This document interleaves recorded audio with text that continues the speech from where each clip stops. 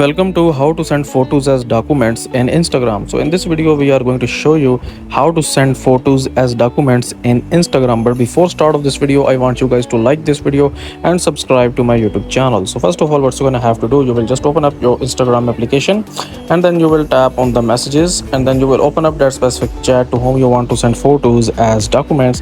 And now here you can see that we have bunch of different options, and if we tap on this plus option here, you can see that we don't have any documents option here.